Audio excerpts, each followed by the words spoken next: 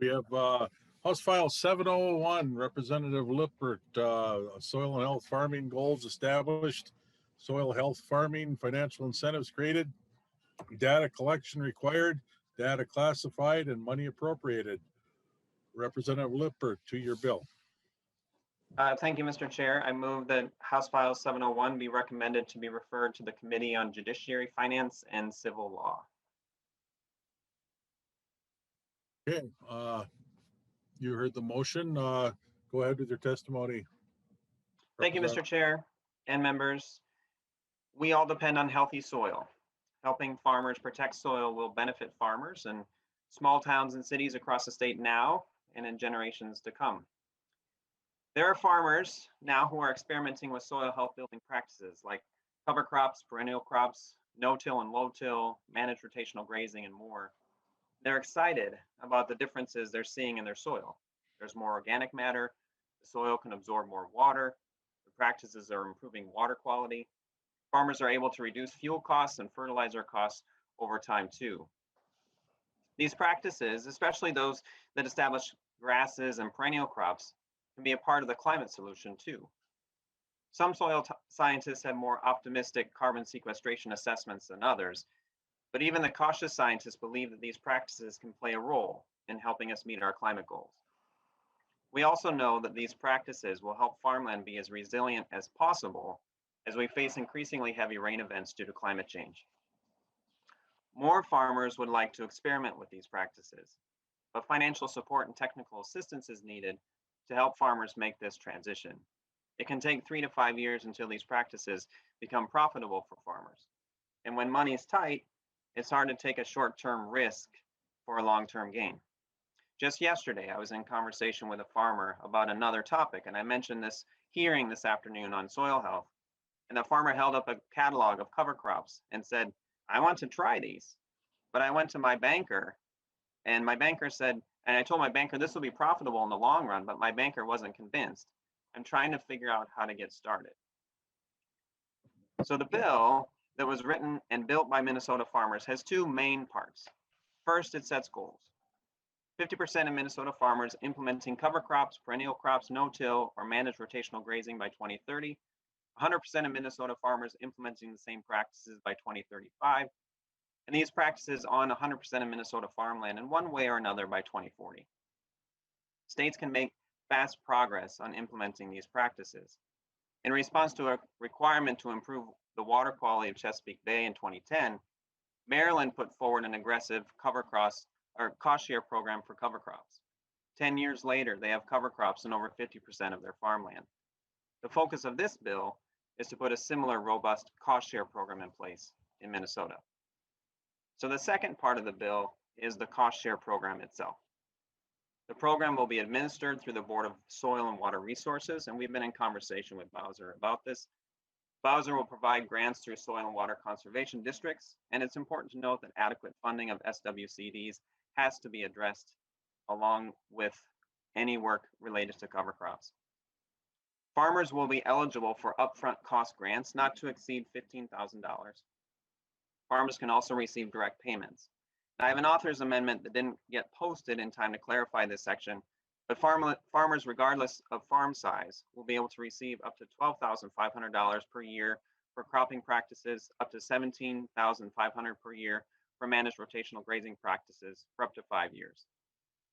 The strategy behind the payment structure is to reach as many farmers as possible first, knowing that acres will follow. We want as many farmers trying these practices, talking with their neighbors about what they're seeing and learning. And as these practices move from being new to normal, that we'll start seeing the change we need to see. Equity is a concern of the bill, and there's a priority list for awarding grants related to equity. Data collection and measurements, another section in the bill. There's a lot of research to be done on how these practices build organic matter and sequester carbon in different soil types. Our plans to ask for $2.75 million to be appropriated from the general fund to Bowser in each of the next 2 years. We also know the federal government's interest in supporting these practices nationwide, and we want to be able to signal to the federal government that we have a strong plan in place in Minnesota that can help scale these practices up. With that, Mr. Chair, I'll ask my first testifier to chime in, Shona Snader from the LSP or from Land Stewardship Project.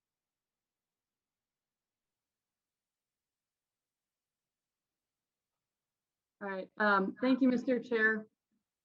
My name is Shona Snyder. I work in the soil health program at the Land Stewardship Project. Today, I'm calling you from my home in Preston, Minnesota, where I live 1 block north of the Root River in the Driftless region. If you know our corner of the state, then you know that with our karst topography, the effects of extreme weather are very evident on our bluffs and in our freshwater streams. It is a real concern for our trout populations, soil erosion, and our drinking water. Through my organizing experience with farmers, I've come to recognize, along with many farmers, that practices like no-till with cover crops and rotational grazing sequesters carbon, builds soil tilth, and in turn improves water quality and resiliency to weather. Building soil health also saves farmers time, money, and contributes to resilient rural economies. I'm in support of this bill because direct investments in making soil health practices profitable has shown in other states to increase adoption. Maryland has 50% of their farmland in cover crops after incentivizing farmers, like Representative Lippert said. And just for reference, in Minnesota, we are around 2 to 3%. This bill financially helps farmers by diversifying what is grown on the land and producing additional forage for livestock. I support investing in farmers because they want to do what is right for the land and water. I also know that farmers who have access to funds without many barriers like excessive paperwork and have technical and farmer-to-farmer educational support have great experiences implementing these practices. It will be important to have the boots on the ground support of our local soil and water conservation districts and the Board of Water and Soil Resources. Learning to implement these practices well is not easy for farmers. There is a learning curve of about 3 to 5 years. So let's be sure to help them through this learning process. Farmers are the solution to climate change. Let's help them do that job. I hope to have your support in passing forward this bill and ensuring our communities and farmers are invested in and resilient for the future. Thank you. Mr. Chair, my next testifier is Luke Peterson.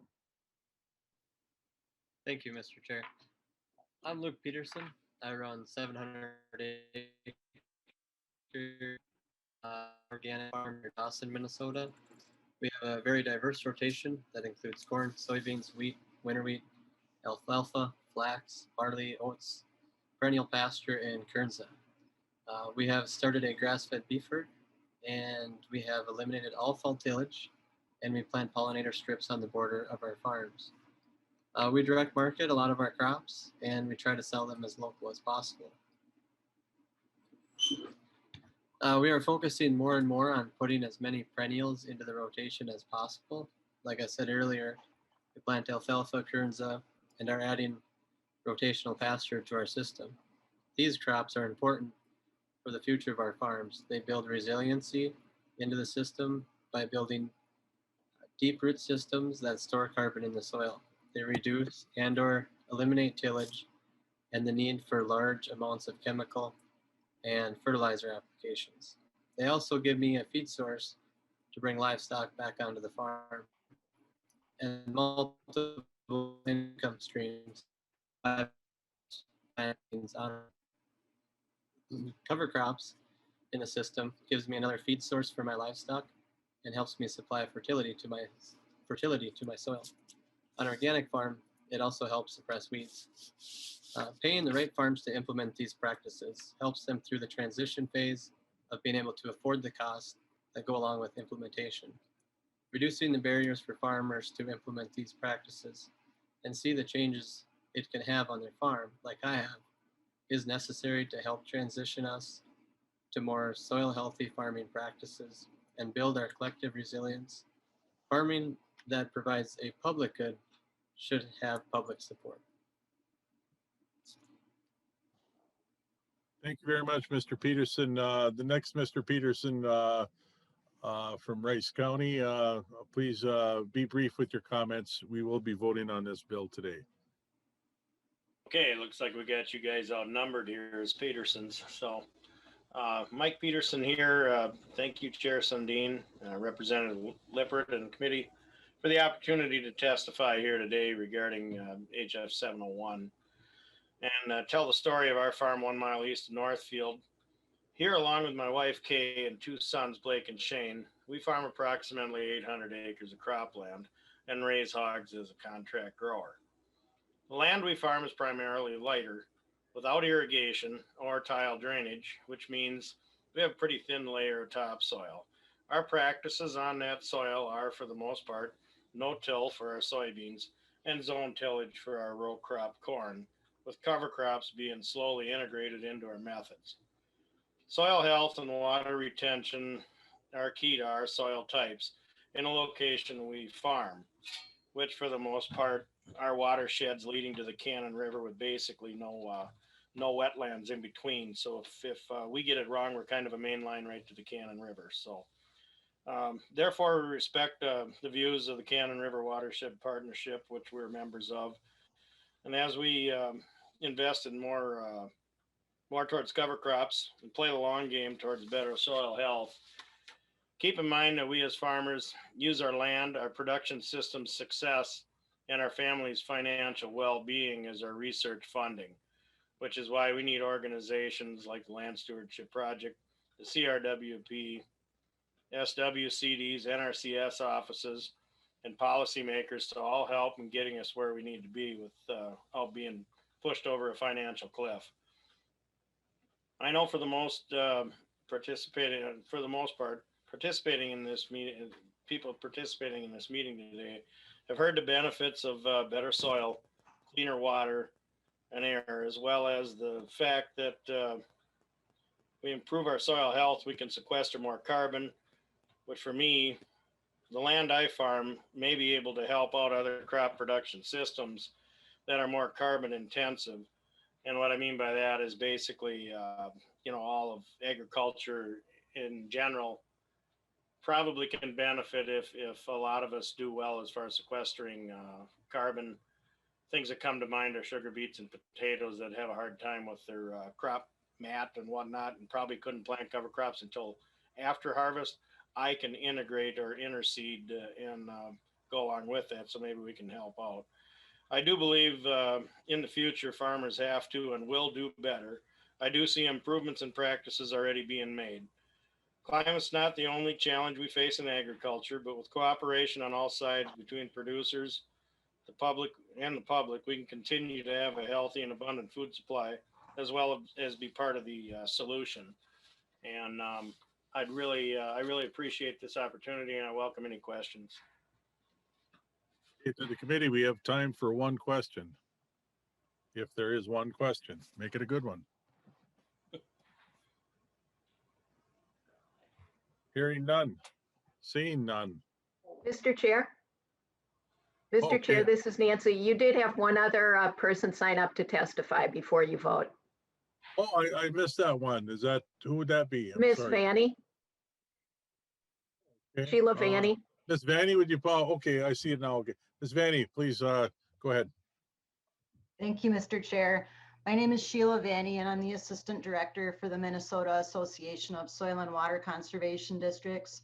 We represent Minnesota's 88 SWCDs, the 440 men and women who serve on their elected governing boards, and their employees. I want to take this opportunity to thank Representative Lippert for carrying House File 701 and for those who were involved in helping draft the language. It's exciting to see the recognition that this bill gives to SWCDs as having the landowner relationships and technical expertise at the local level to continue to implement soil health practices, both on tilled acres as well as grazed acres. Approximately 70 of our 88 SWCDs are co-located at the local field office level with our partners at USDA. SWCDs work closely with the Natural Resources Conservation Service, or NRCS, and the Farm Services Agency, or FSA, on programs and practices that complement our soil health efforts. And SWCDs are trained and credentialed to implement soil health practices that follow technical standards established by USDA NRCS. We are still working on reviewing all of the details of the bill and getting input from our SWCDs. But one observation we would offer is that the administrative components set out for SWCDs are pretty significant. And I think, Mr. Chair and Representative Lippert, there was some recognition in your opening comments that funding for SWCDs would be a pretty critical piece of this as it goes forward. So we thank you for that. But just want to highlight the ranking, payment calculations, costs, documentations, and payment processing do present substantial workload for SWCDs. And so we would want to make sure that the districts get funding for implementing these aspects, as well as, actually providing the technical expertise and project cost share that we are more accustomed to providing. Mr. Chair, those are our brief comments. I just, again, want to thank Representative Lippert for bringing the bill forward. We look forward to continuing the conversations on strengthening and enhancing the existing SWCD role with agricultural producers on soil health practices. So thank you. Thank you, Ms. Vaney. We have time for two quick questions. Representative Hansen, please. Thank you, Mr. Chair, and I would support moving the bill on today because it eventually will come to my budget area and to my committee, and I think the conversation needs to continue. And one component of that is if the federal government does invest in soil health, I think we need to have some mechanism for receiving that money. There needs to be some type of catch that we have that we can capture those funds that could implement them. So I think it's important to keep this conversation going. Should recognize the bill may look a bit different when it comes out of if it comes out of our committee. Thank you. Representative Anderson, please. Thanks, Mr. Chair. And I have a couple of questions, and this is the Finance Committee as well. So my questions pertain to the financing part. And to the bill author, Representative Lippert, is this going to be one-time funding? I've noticed you've got payments set up here for a 5-year period. How do you intend to fund this for that length of time? Representative Lippert, please. Thank you, Mr. Chair. Thanks for the question, Representative Anderson. We're wanting to set up a robust cost share program that will need to continue going forward, and we know these needs aren't going to change, and we also know that farmers need support through 3 to 5 years. So what we're dealing with related to this bill is funding for a couple of years for this next budget cycle, but we'll be wanting to invest in this program going forward. Follow-up, Representative Anderson. Yeah, thank you, Mr. Chair. So yeah, your goals are laudable. I agree with the goals in the bill. A lot of them farmers are doing already. You notice rotational grazing, that pays for itself. When you get those paddocks set up, it pays for itself and increased production. A lot of these things, as I mentioned, farmers already doing. Maryland was also mentioned is a great place for cover crops. I agree with that. But again, Maryland's climate is somewhat different than we are here. They're along the ocean. We're further north. Establishing cover crops can be a challenge here in this part of the country. And, we have 26 million acres of cropland in Minnesota. And that's a big chunk to bite off. And I would again remind people that we have the water quality certification program. We heard the other day there are over 1,000 farmers enrolled already and over 700,000 acres in that program. I fully support that program as well. It's a well-rounded approach to address issues in farming. So we are working on this situation and agree that more work can be done on this bill, and I look forward to seeing that as the bill moves on. And thank you, Representative Lippert. Thank you, Representative Anderson. Okay, Representative Lippert, you have the final word, and you can renew your motion, and we'll take a vote. Thank you, Mr. Chair. I really appreciate the time of the committee. I think there's a lot of conversation and energy around these practices, and so the time is right for us really to be digging into this topic and moving a program like this forward. So I ask for your support and renew my motion that House File 701 be recommended to be referred to the Committee on Judiciary, Finance, and Civil Law. Committee, we've heard the motion. Mr. Smith, take the roll on motion. Chair Sundin. Aye. Sundin votes aye. Vang. Aye. Vang votes aye. Anderson. Anderson, aye. Anderson votes aye. Burkle. Aye. Burkle aye. Eklund. Aye. Eklund votes aye. Hanson R. Hanson R, aye. Hanson R aye. Hanson J. Hanson J, aye. Hanson J aye. Cleavorn. Aye. Cleavorn aye. Lippert. Lippert, aye. Lippert aye. Lewick. Lewick, aye. Lewick aye. Miller. No. Miller no. Nelson. Aye. Nelson aye. Thompson. Thompson. That's 11 ayes and 1 nay, Mr. Chair. Okay, on a vote of 11-1, the motion prevails, and bill will move on to Judiciary, Finance, and Civil Law. Thank you, Representative Lippert and testifiers.